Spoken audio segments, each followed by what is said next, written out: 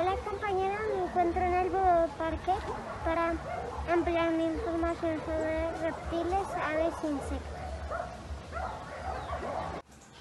Adicional, vamos a hablar de deportes. ¿Qué te parece que es? Una serpiente. Una serpiente. Esta serpiente, en Colombia tenemos 4 familias de serpientes y ella pertenece a la única familia que no tiene veneno. Entonces, ¿cómo caza ella? Muy fácil. Ella se hace arriba de las casas de los campesinos a un lugar alto y busca a su ratón. Y entonces cuando lo encuentra baja lentamente y enrolla rápidamente el ratón. A ella le dicen boa constrictor porque cuando enrolla su ratón aprieta. Y cuando aprieta genera paro cardíaco, paro circulatorio. El animal muere. Luego cuando ella siente su corazón, cuando siente que ya no está latiendo, ella suelta, abre sus mandíbulas, ¿cierto? Ella tiene una boca que puede abrir completamente y traga entera ese ratón. Pero ¿qué pasa? Si tú ves una serpiente que puede crecer hasta 4 metros encima de tu casa, ¿qué hacemos? La gente generalmente la mata. Sin darse cuenta que esa serpiente nos está ayudando a que no hayan tantos ratones. Y generalmente no ataca al humano. Generalmente las serpientes como tal, no atacan si no se sienten amenazadas. Entonces, si nosotros vemos una serpiente, simplemente la dejamos quieta, no nos acercamos y ella seguirá por su camino. No hay necesidad de matar. ¿Listo? Entonces, esta fue la boa constrictor, una oportunista de la zona del campo. Una pregunta sobre el reptil. Señor, ¿Cuántos años puede vivir? mira que de ese reptil no sabemos mucho. El reptil vive allá en el norte del África y es un reptil que hay por montón. Por eso él no está en peligro, pero aún así está mal llevárselo como mascota. Yo de esta entrevista saqué 2 proposiciones. Algunas boas son de campo, ninguna boa es venenosa. Las 2 verdaderas. Yo de esta entrevista con el experto, yo saqué otras 2 proposiciones. Todos los lagartos son reptiles, algunos reptiles son lagartos. Esta serpiente, Señor, ¿cuánto pueden vivir? las salsas corales, al igual que las corales, alrededor de entre 1 a 5 años. Entre más grande la serpiente es posible que viva muchos más años. ¿Por qué algunos reptiles viven tanto tiempo? ¿Cómo pueden hacerlo? ¿Por qué? No te sabría decir el por qué pueden vivir. Es la forma en que se adaptaron ellos. Entonces, de pronto, tienen unos mecanismos de defensa más fuertes que hacen que no se los coman fácil y así pueden vivir muchísimo más tiempo. Fíjate que ella se llama la rana dorada o rana dardo, muy bien. ¿Por qué le dicen rana dardo? Resulta que los indígenas saben que ella es venenosa y entonces cogen y le ponen a la flecha un pedacito, la frotan y la flecha queda con veneno y así pasan a sus animales. Sin embargo, esta rana, que es solo de Colombia y vive en el Pacífico, es decir, en zona caliente, en selva, recordemos que selva estamos hablando, está en peligro de extinción. Está en estado crítico, es decir, ya a punto de desaparecer, lamentablemente. No solamente hay así amarillas, también hay naranjas y verdes, pero son menos comunes. De esta entrevista pude sacar otras 2 proposiciones. Todas las ranas dardo son venenosas. Todas las ranas dardo están en peligro de extinción. Las 2 verdaderas. Yo de esta otra entrevista saqué otras 2 proposiciones. La primera es: ninguna falsa coral es venenosa. Algunos reptiles tienen mecanismos de defensa muy fuertes. La águila arpía, cuando abre sus alas, 2 metros 40 aproximadamente. Esta águila es el águila, la tercera más grande del mundo y la más grande de América. Ustedes van a notar ese pico tan ganchudo, le va a ayudar a desgarrar carne. Y van a notar también esas patas con esas super garras para poder atrapar al animal. Quiero que miren el color de su vientre. ¿Qué color es? blanco? Blanco. ¿Y tú me vas a decir con qué se va a camuflar cuando ella vuela? Con el cielo, mira. Entonces vamos aquí a conocer un depredador, que es el super depredador que tenemos en Colombia. ¿Por qué es super depredador? Porque puede consumir inclusive tigrillos. Recordemos que el tigrillo es un felino que caza animales. Imagínate a alguien que caza al tigrillo. Entonces, si tenemos un super depredador, es un indicativo de que el bosque está bien. Si perdemos ese super depredador, significa que algo está pasando, no le está dando comida el lugar. Vamos a conocer ese super depredador. Entonces me dirán cómo se llama. Para esta proposición, que algunas águilas viven en el agua. Falso. Todas las águilas son grandes depredadores. Verdadero. Para esta proposición, todas las águilas tienen picos grandes y afilados. Verdadero. Para la siguiente proposición, algunas águilas arpías son las más grandes de América. Verdadero también. Toca el águila solitaria. ¿Por qué le dicen así? Primero porque no conocemos mucho de ella, y de lo que conocemos se sabe que le encanta estar sola. Solo se junta, digamos, para anidar y dar pollitos, ¿cierto? El águila solitaria es un ave depredadora, que quiere decir que es carnívora, y le va a encantar cazar animales arriba de los árboles. Monos, aves, lagartos, serpientes, todo eso va a poder cazar ella. ¿Y eso qué quiere decir? Que nos ayuda a que no haya tanto mono, ni tanta ave, ni tanta serpiente. Nos va a ayudar a controlar, a que nuestro bosque esté equilibrado, ¿cierto? Si tú ves un animal tan grande, mejor lo mato. De pronto me hace daño. Sin saber que no se puede también estar ayudando a controlar animalitos de alrededor. ¿Qué pasa con ellas? Cuando les disparan, los huesos de las aves son huecos. Entonces, para que se vuelvan a soldar, para que vuelvan como antes, es muy difícil. Por eso generalmente ya no pueden volver por esas heridas. 3. Para esta proposición, algunas águilas solitarias les encanta estar solas. Verdadero. Todas las águilas filipinas son carnívoras. Verdadero también. Chao. ¿Algunos humanos pueden ver 3 veces más que las águilas? Falso. ¿Todas las águilas son mamíferos? Falso también.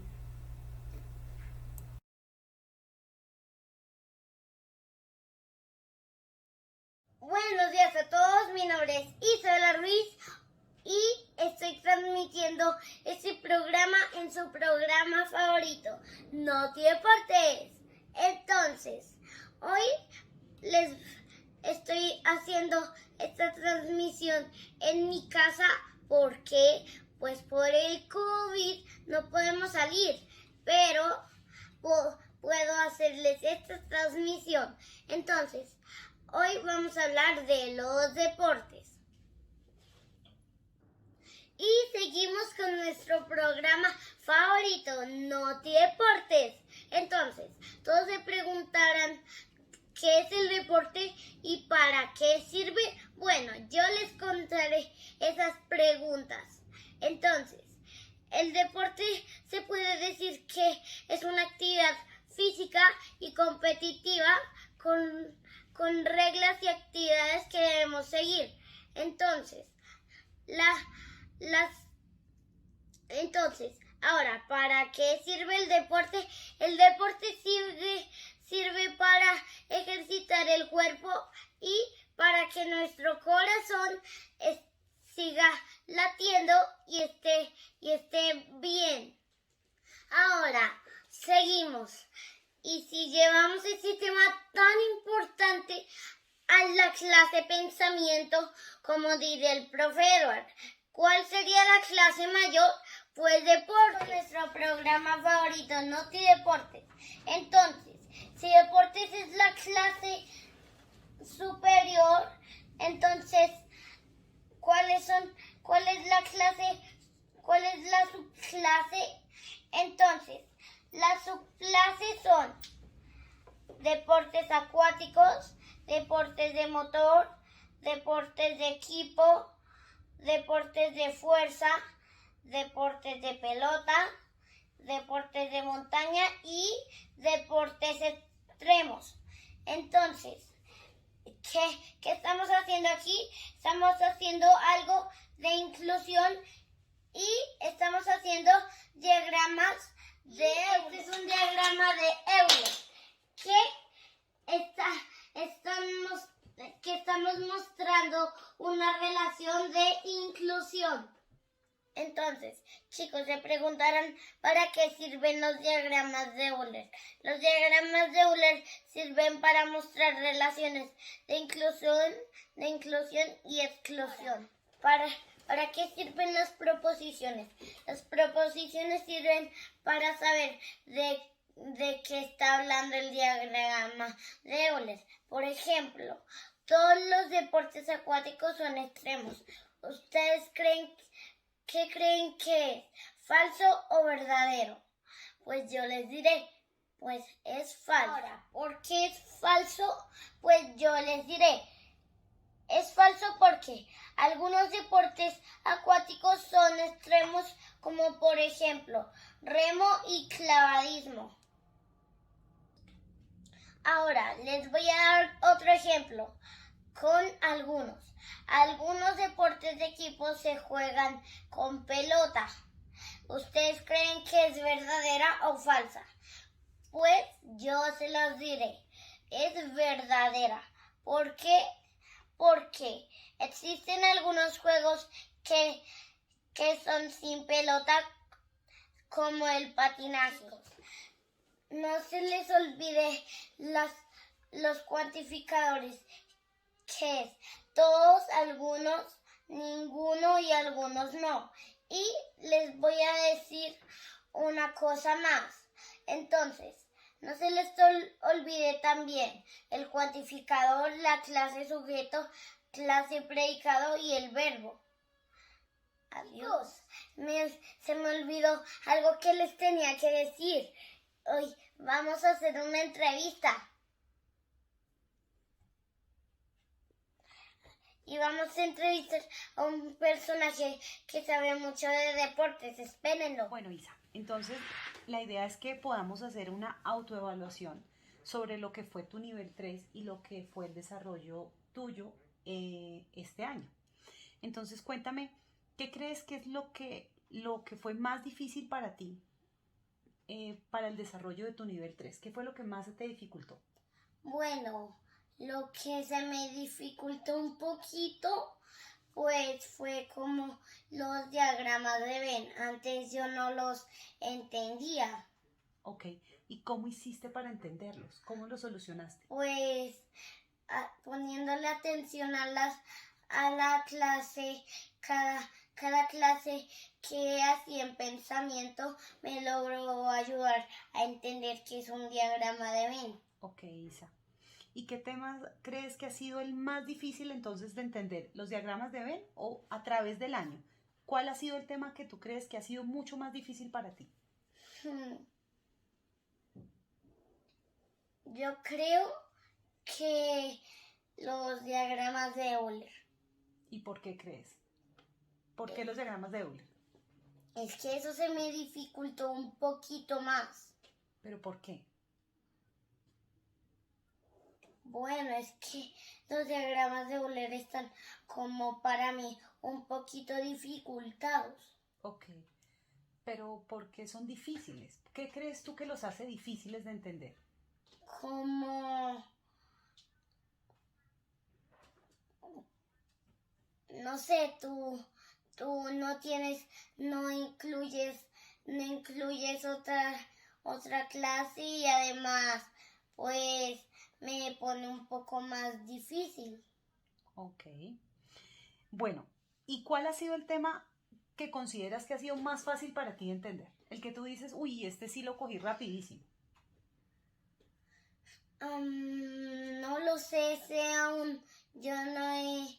yo no sé cuál ha sido el más rápido que he entendido, pero los diagramas de Venn creo que son los más rápidos, porque ese es el mejor que he tenido. Ok. Bueno, Isa, ¿qué es lo que más te ha gustado de tu clase de pensamiento? Pues que aprendo más, que puedo organizar las cosas en mi mente y también que aprendo muchas más cosas. Muy bien, qué chévere. Isa, y si en este momento le pudieras enviar un mensaje a tu profesor Edward, ¿cuál sería? Que me gustan sus clases y que quiero aprender mucho más de los diagramas de Venn. Vale, gracias, Isa. De nada. Primera pregunta. ¿En qué país se originan los deportes? Bueno, Isabela, esa pregunta es hermosísima. Es hermosísima por dos razones. La primera, debo decirte que si hablamos del deporte en general, tenemos que afirmar que no podemos decir un origen del país de los deportes. ¿Por qué? Porque si miramos en todas las culturas antiguas, en todas, encontramos vestigios de que existían acciones o cosas similares a lo que podríamos llamar hoy un deporte. Entonces, desde ese punto de vista, no podríamos dar como un país puntualmente, ¿cierto? Pero, como segundo, si hablamos de los deportes del mundo olímpico que han venido hasta nuestros días, ¿verdad? Entonces tenemos que decir que el país de origen o donde se organizó, donde comenzó toda esta gesta deportiva, es en Grecia. Porque los griegos, ciertamente todos conocemos que eran súper interesados por el conocimiento, pero descubrimos al estudiar esto del deporte, por eso me encanta tu pregunta, al estudiar esto del deporte nos damos cuenta que no solamente el conocimiento, sino también se preocupaban por la integridad del ser, por el equilibrio del ser. Y en esa búsqueda, entonces, sí, aprendían muchas cosas, qué sé yo, de geometría, astronomía, bueno, qué sé yo, pero también se preocupaban por formar muy bien su cuerpo, por estar muy bien físicamente, y por eso existen los Juegos Olímpicos que nacen allá en Grecia, justamente. Muy bien, entonces, ¿cuál es la segunda pregunta? ¿Para qué sirven los deportes? Esa pregunta me encanta, Isabel, esa pregunta me encanta, es una pregunta muy importante que tú haces, es hermosísima, porque antes de responderla te cuento que pareciera que el mundo actual tiene el deporte simplemente como un hecho aislado de toda la realidad del ser humano. Pero imagínate que el deporte le entrega al ser humano un sinnúmero de cosas importantes para su existencia. No solamente que mueve mucho dinero en el mundo, no solamente que puede hacer famosos algunos, no solamente esas cosas, sino, por ejemplo, bueno, un estado físico saludable, por ejemplo, esa es una de las cosas que te da. Te enseña a trabajar en equipo. No hay otra situación, creo yo, que viva el ser humano que te enseñe más a superar las frustraciones, por ejemplo, porque el deportista está en constante frustración. Imagínate que uno jugando baloncesto, cada vez que le meten una cesta, pues uno está sufriendo una frustración de que vencieron mi defensa y ahora me toca ir a reponerme, ¿cómo lo voy a hacer? Por ejemplo, eso, la superación de la frustración, el trabajo en equipo, las relaciones interpersonales, eh, no, todos los procesos cognitivos, o sea, la gente no puede creerlo, pero cuando hay un muy buen deportista, muy disciplinado en su deporte, para él es muy fácil aprender cosas como las matemáticas, el lenguaje, lo social, lo natural, la química, todas estas asignaturas básicas que tenemos en los colegios, ¿verdad? Pero aquella persona que es deportista consagrado, disciplinado, juicioso, se le facilita mucho más porque genera unos procesos cerebrales, porque activa eh, el cerebro de una manera diferente y entonces para él es mucho más fácil, por ejemplo, aprender. Y así, mira, yo anoche pensaba en esa pregunta y te aseguro que no acabaríamos de hacer una lista de todo lo que te puede dar el deporte, porque es, como siempre lo he dicho, no hay nada que transversalice, es decir, que atraviese todas las dimensiones del ser humano, no hay nada que lo atraviese más que el deporte te toca todo, te toca lo afectivo, te toca lo relacional, te toca lo académico, te toca lo físico, te toca lo psicológico, o sea, el deporte toca todas las dimensiones del ser humano y por eso es tan importante, nos ayuda muchísimo, muchísimo. Ok, entonces, la tercera pregunta era, ¿cuáles son los deportes más importantes? Bueno, Isabela, te cuento que esa pregunta depende desde donde la miremos.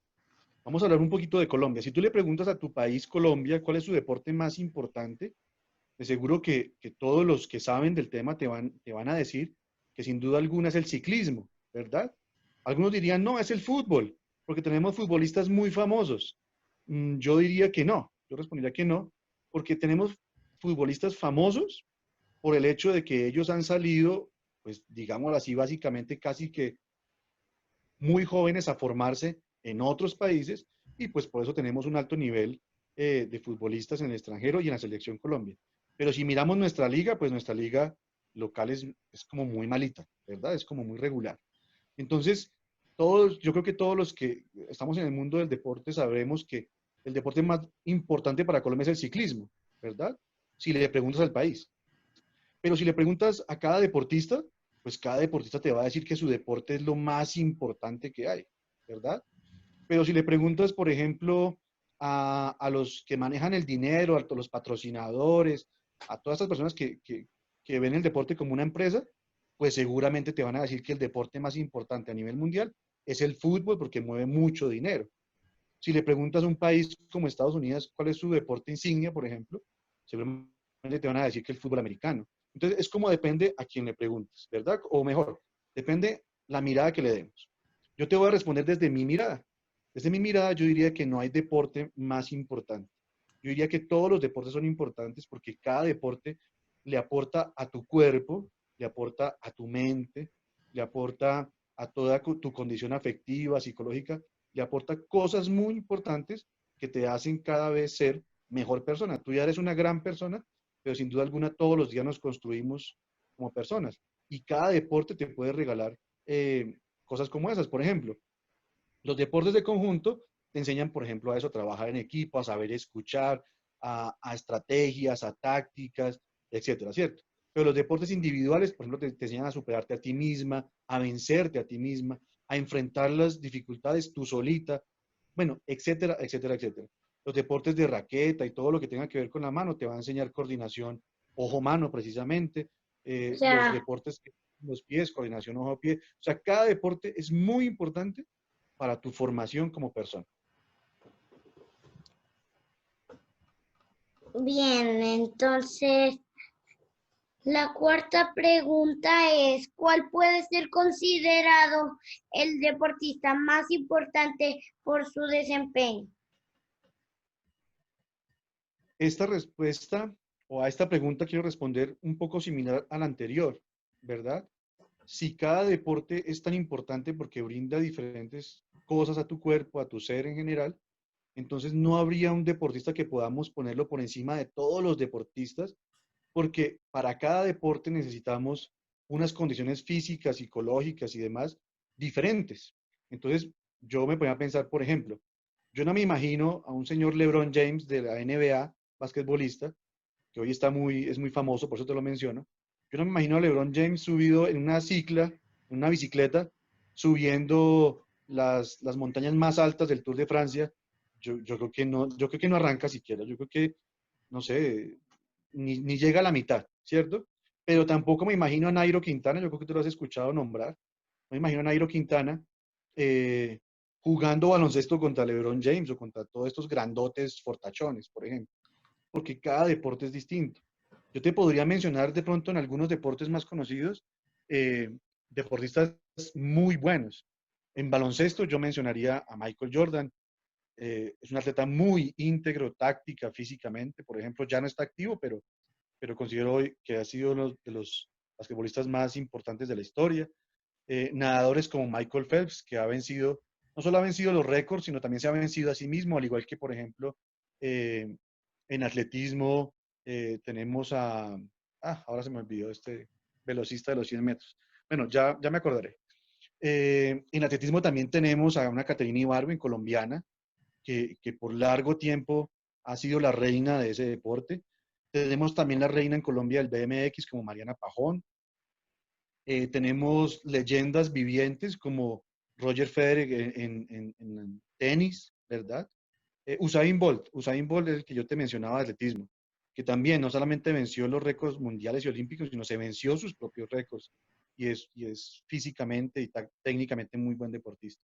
Y así te podría mencionar en cada uno de los deportes, deportistas muy importantes, sobresalientes. Hoy en día en el fútbol está la discusión de quién es mejor, si Cristiano Ronaldo, si Lionel Messi, los que alcanzamos a ver a otros jugadores, entonces mencionan a Diego Armando Maradona, mi papá menciona a Pelé, entonces podemos es mencionar personas en cada deporte, incluso en cada época, muy destacados, con condiciones físicas muy importantes, pero no podríamos poner un solo deportista por encima de todo, sería muy difícil, muy difícil.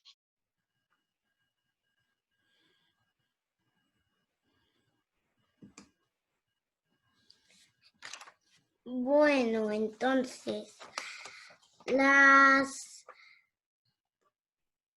la pregunta 5 es, en Colombia, ¿cuál ha sido el deporte que más ha ganado medallas olímpicas?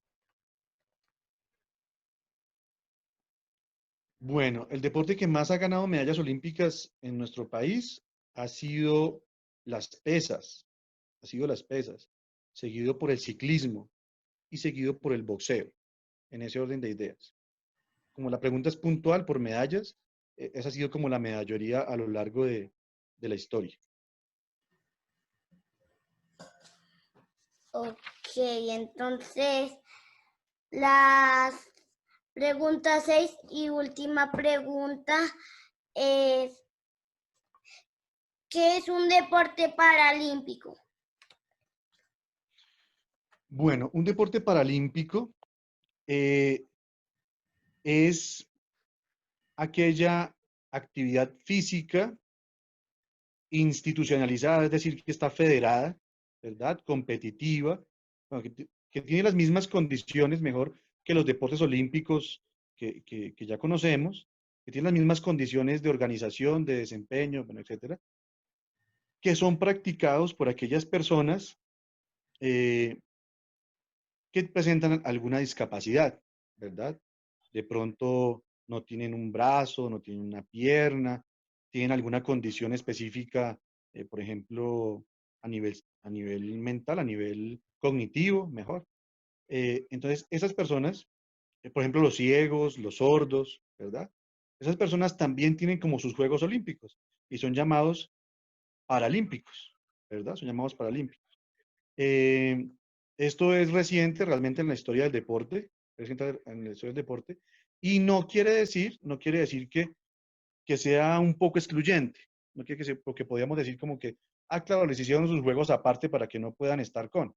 No, si un deportista llamado paralímpico eh, cumple con los récords, cumple con los tiempos o con las exigencias que pide el deporte olímpico, perfectamente puede competir en los Juegos Olímpicos tradicionales, ¿sí?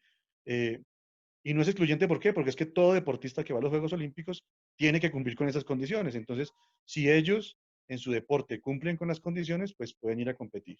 ¿Mm? Es hermoso eso porque no sé si tú has visto, Isabela, ver jugar fútbol a los ciegos, eso es increíble, es hermosísimo.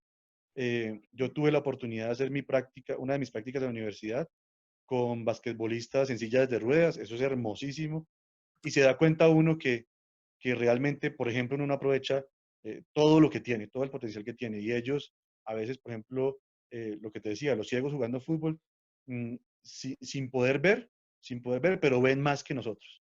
Los sordos sin poder escuchar, pero escuchan mucho más que nosotros. Y las personas que están en silla de ruedas sin poder de pronto caminar, pero realmente llegan más lejos que nosotros.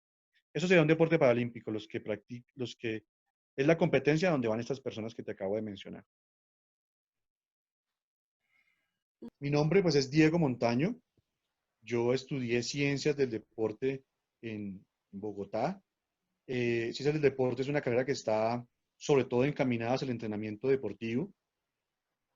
He tenido la posibilidad de trabajar mucho en entrenamiento deportivo, sobre todo en baloncesto, es el deporte como que más amo, que más quiero. aunque mi deporte competitivo en el que competí, representé al departamento de Cundinamarca, incluso alcancé a hacer algunos pinitos en Selección Colombia, es el karate do, pero mi deporte de amor, de pasión y de herencia incluso de mi mamá es el baloncesto. También representé muchas veces a Cundinamarca, a los docentes en ese deporte, y es en el que me gustó especializarme para entrenar. Entonces he entrenado mucho a muchos equipos en baloncesto, pero hoy en día por cosas de la vida, por vocación, por pasión, no estoy tanto en el entrenamiento deportivo, sino que le he dado un giro a mi pensamiento, a mi disciplina, a mi profesión, y estoy como profesor de educación física en la ciudad de Manizales, trabajando en la formación más importante, que es en la formación de los niños que están en los grados primeros de la primaria. Entonces yo dicto clase, oriento clase mejor, desde grado primero hasta grado quinto, en un colegio que se llama Liceo Mixto Sinaí. Ese soy yo al que has entrevistado. No sé si tienes alguna otra pregunta que tú quieras saber. Gracias, Diego, y gracias por estar en esta entrevista. No, Isabela, te agradezco a ti por la entrevista, por tenerme en cuenta, y es un honor para mí, es un honor para mí no solamente poderte servir, no solamente poderte prestar un servicio, sino es un honor para mí que una persona como tú me haga esa entrevista. Una gran persona como tú que me entreviste realmente, no es que yo sea famoso ni nada, pero he tenido unas 3, 4 entrevistas y la más hermosa y la que más voy a amar por el resto de mi existencia es la tuya. Muchas gracias por invitarme. Bueno, De nada. Y aquí cerramos la entrevista. sí señora, muchas gracias. Chao, Chao. viciosa.